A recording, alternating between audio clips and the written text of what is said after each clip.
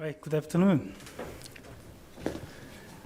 Okay, so my name is Choi. I would like to talk about how we can use simulation for support of building, especially to support disaster management planning. So this is my content for presentation, but don't worry, I will not talk about any difficult education or engineering stuff. It will be really simple concept for the disaster management. So, and I will be right on time for the presentation, so don't worry. Okay, let me introduce myself. My name is Choi from Korea. So I got a master's degree in 2005. From WPI, and after that I worked in Rolf Jensen Association. Now they changed their company name Jensen Hughes.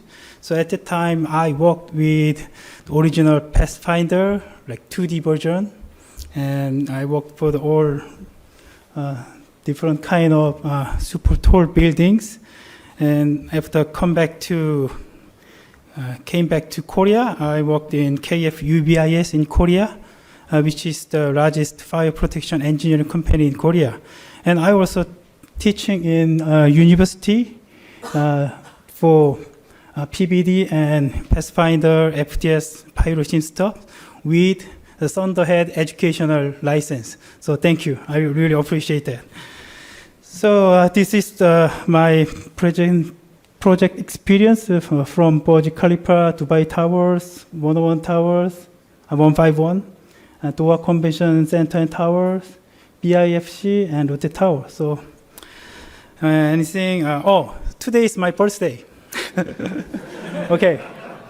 So I'm talking about disaster management in support of building, and like I said before, how computer simulation can be utilized and applied to support well-defined disaster management plan development. Okay, so what is the support of building?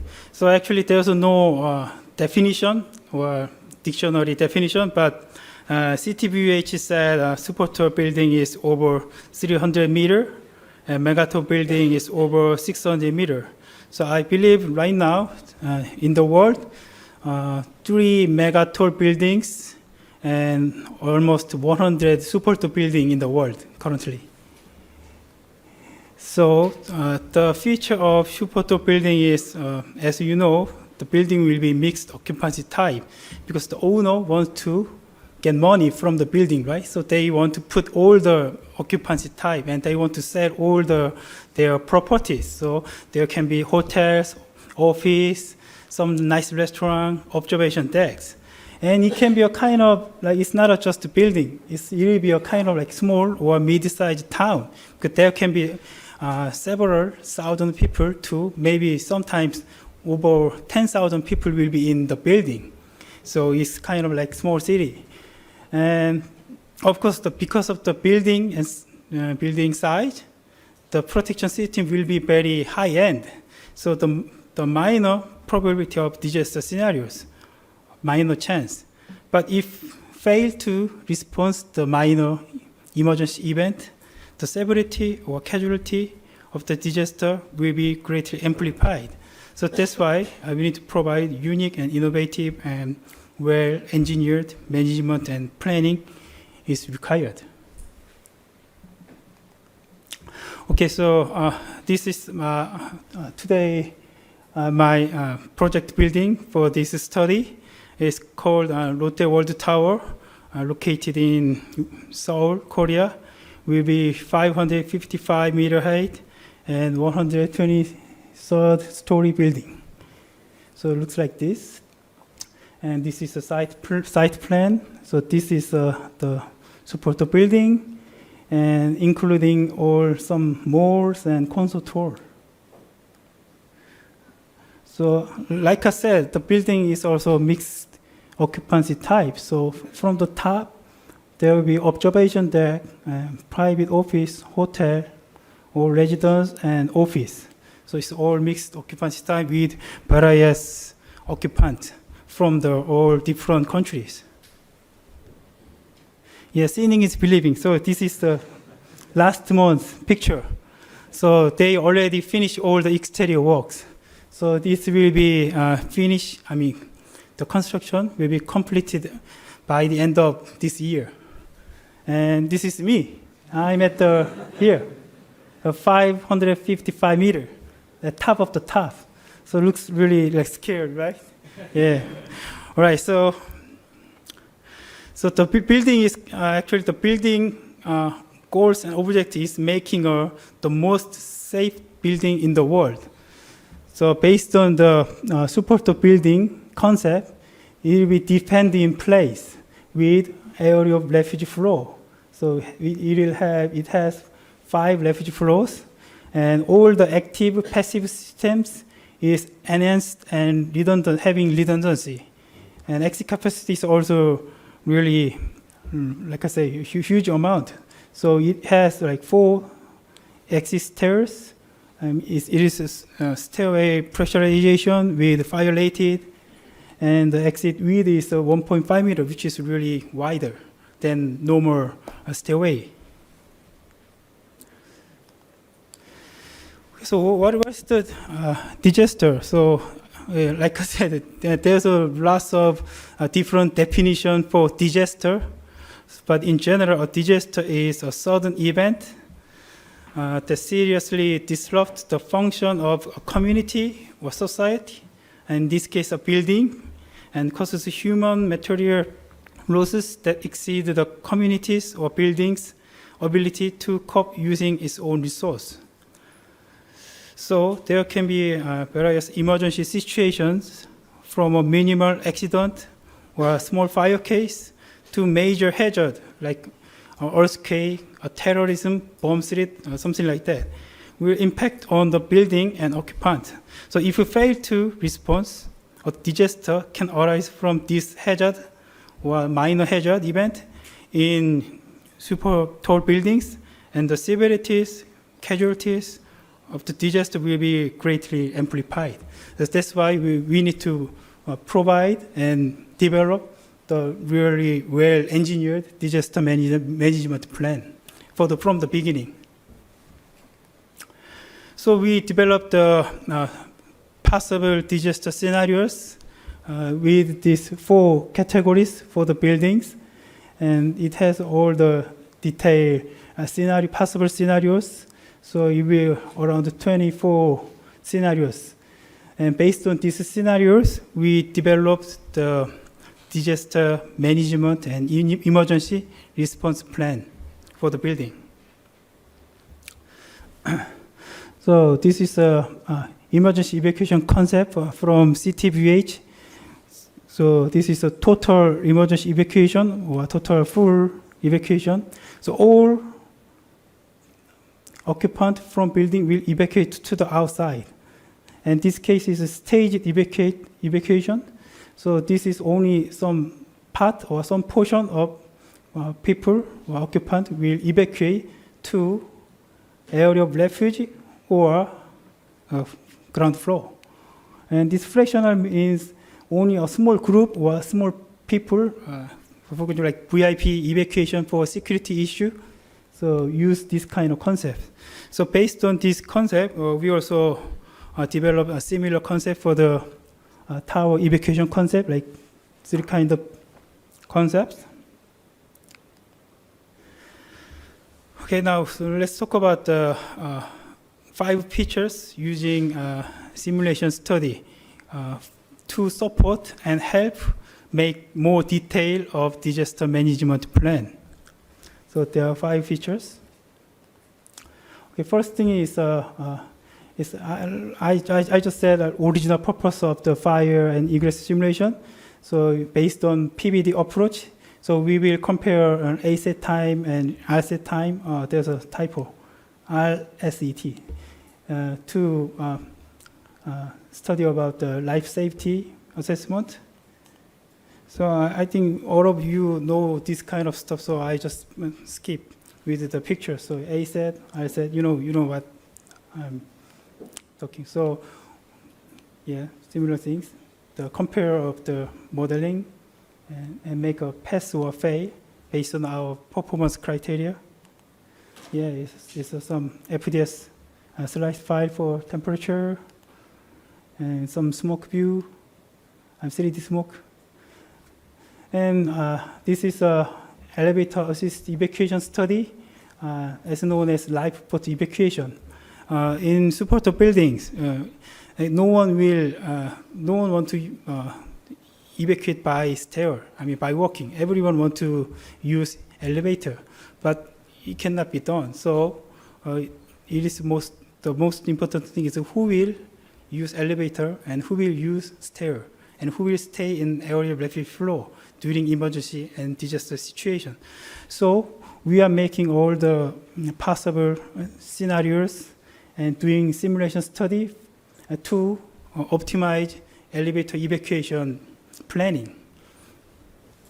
And if we meet the criteria, then it's confirmed, but if not, then we do the things again and again and again.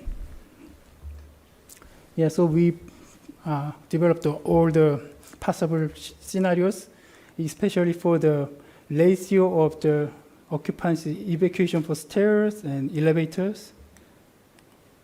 So this is an example of the evacuation study for elevator assisted.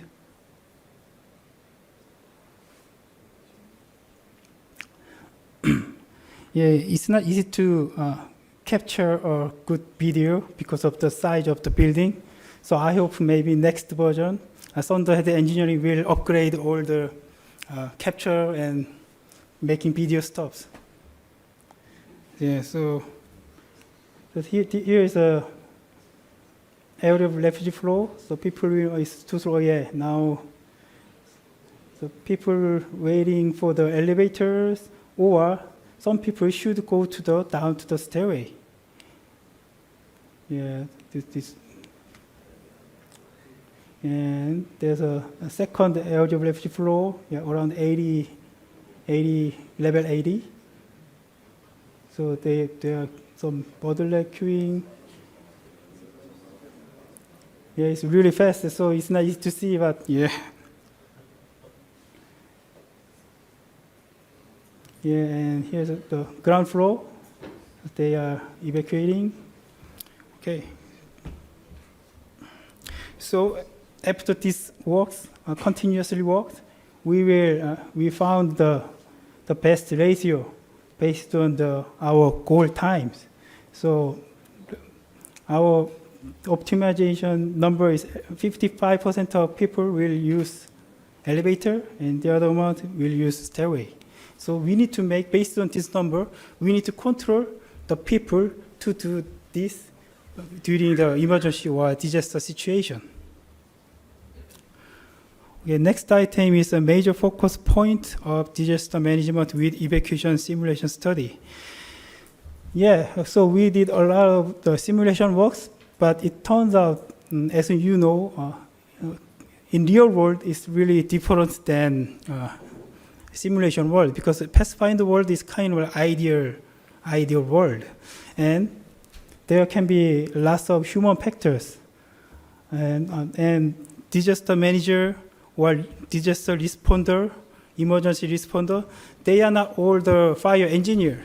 So sometimes they will have a difficult time to determine what decision making. So we need to help them to make more faster and more clean determination for their response using simulation. Okay, this picture is the area of refugee flow, level 102, 102nd. So all this area is refugee flow. So based on Korean code, the exit stair should be cut by area of refugee flow because of the stack effect and reduce the fire from transfer. So people is going down, and there's a vestibule, and here is a area of refugee flow. So they can stay here, or they can go to the down, or they can go to evacuation elevator. So this is a real picture of the area of refugee flow. So people will be going down, and if they want to go to, they should go to downstairs, so they can go this way, or they can stay here, or they can use emergency evacuation elevators. Yeah, this is the simulation of the occupancy path road, but it looks like I said, simulation pathfinder world is ideal world.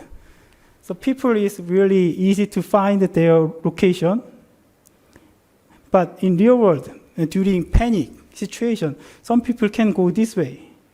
So they cannot find the stairway or elevator location. Same thing here. They can go this way or they can go this way. So there can be many situations can be possible. So that's why we need to consider this kind of stuff with emergency management person to check their point by point. And the other problem is the bottleneck situation. So like I said, some people should go to this way and to go down. But because of the waiting people for the elevators, there are bottlenecks. So people even cannot come to the area of refugee flow. And same situation here. So it's more clear picture. So people should go this way for elevator, and this way to the exit stairway, like this. Yeah, I think most of you are experienced about this kind of stuff, the waiting in the line, like queue. But sometimes, yeah, I'm focusing on this kind of people, this, and this line. So sometimes this line can make people move more faster and more efficient control. So it's kind of like pedestrian control or crowded control. So there are already some special person study about this kind of stuff. So we can get some concept from this and add some control point like this. So of course we did lots of trying based on different design of the control. So we assume that this is kind of control or managing. So people can make more like clear and avoid the bottlenecks and make more, using more area of area refugee flow. And yeah, this way is the from area refugee flow to the evacuation elevator way. So it's not easy to find actual elevator location. So it's another flow. We did the emergency response control here. So it's really different. So we reduce some amount of bottleneck or queue. So we reduce almost 5 minutes per flow, reduce the whole evacuation time. Yeah, thank you for the pathfinder function of this, the view. So we can check easily for flow to flow to optimize and reduce the time of evacuation. And after the study, so we suggested this kind of stuff, the indication of the refugee flow and evacuation elevator location with the maps. So in real world, with this and with the emergency responder, it will be more effective and more saving time for the emergency control. And next item is disaster management response plan and procedure. And this is talk about emergency and disaster management responder. So if there's some emergency case, the responder will respond. And they will figure out if they need to use evacuation elevator or not. So if they need to use evacuation elevator based on planning, so they will go to the evacuation elevator and go to the area of refugee flow and getting people and then go to the ground floor and doing again and again. This is a lifeboat evacuation concept. So we did several scenarios, evacuation simulation, just for the emergency responder, using Pathfinder's first-person view. So the responder will from the B1 level fire command center.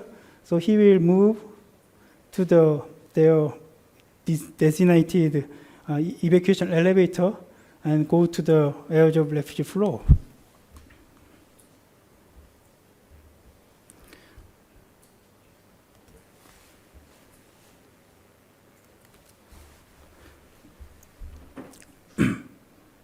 Yeah, there's some error. So we will, check. We check with this kind of simulation result with emergency management and responder to find their actual operation. And a similar thing, but this is for the fire department. So during the design phase, we will consulting about the fire department access point and location, and will be reviewed by the fire department. And it will be same. And always timing is the important thing. So we will do the several scenario for fire department guys. So check their operation timing and discuss, and we will find the best practice for the fire department operation. Okay, next time is of course we can use simulation comparison with actual fire drills or training. So last week we already did some tests for the fire evacuation training at the top of the floor. So we developed the evacuation scenario module selecting program. So based on this program, we will do actual fire training, or we can do Pathfinder egress simulation. So we can just compare and find more better result. All right, so this is a conclusion. So like I said, simulation can be used to develop and help detail of disaster management and emergency response planning. And from the simulation, we can establish goals for the performance of disaster management. And of course, we can save cost and time versus actual training and drill. And we can always use this kind of data with practice and backup and reference data for disaster management team. All right, thank you. Do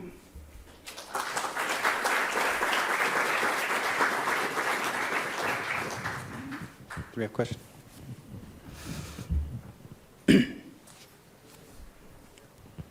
First of all, I want to say it's a very impressive study. It's congratulations, because this is quite interesting, even for a researcher, not just for a consultant.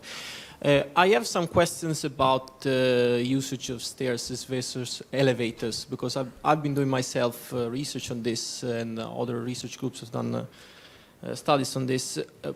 We know that when people naturally choose elevators in high-rise buildings, the likelihood of them choosing stairs or elevators depends on how high they are in the building. So a person on the floor number 100 is more likely to go straight to an elevator than a person on the floor number 5.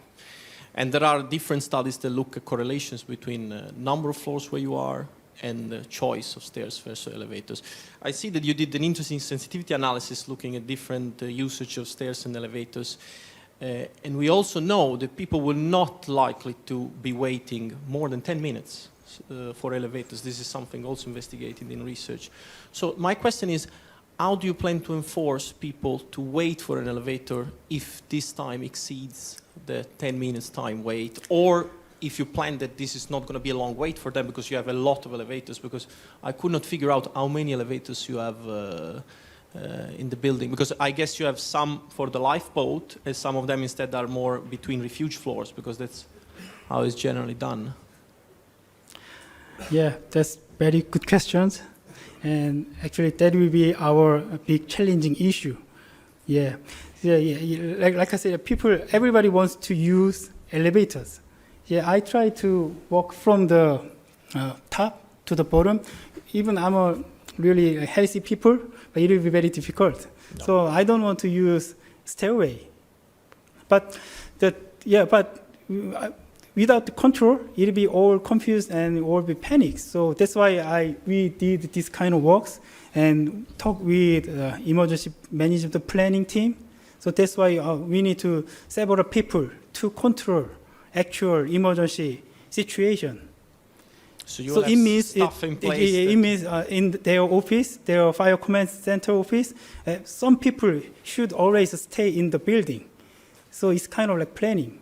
So even the elevator in the building, there are 19 evacuation elevators, means at least 19 people should always stay in fire command center for 24 hours. Because all the elevator is operated by the emergency response people, or designated people. So something like that. So it's all about the planning. And sorry, and how many are lifeboats? So how many are lifeboats that go just up and down, and how many they stop at the different refuge floors? So is it all? How is the actual strategy? Because I could not understand that.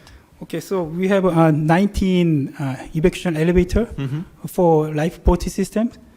Okay, so all evacuation elevator is just stop here and here. Yeah. And here and here, here. So all 19. So all 19, and they are assigned at different refuge floors, or? Yeah, different. Yeah. I see. So- So they are equal split between the different refuge Yes. So floors. this is all the protected elevators for just normal use during normal time. But if there's an emergency, the page will be operation page will be changed. Like we said, page 3. So it will operated by the emergency people, response people, from just here, and yeah, only like lifeboat. Yeah. Very interesting. Thanks. Thank you. Okay. Okay, we have a couple more. We're going to push into break a little bit, but I think it's good here. So under full occupancy, how long would it take to fully evacuate the building?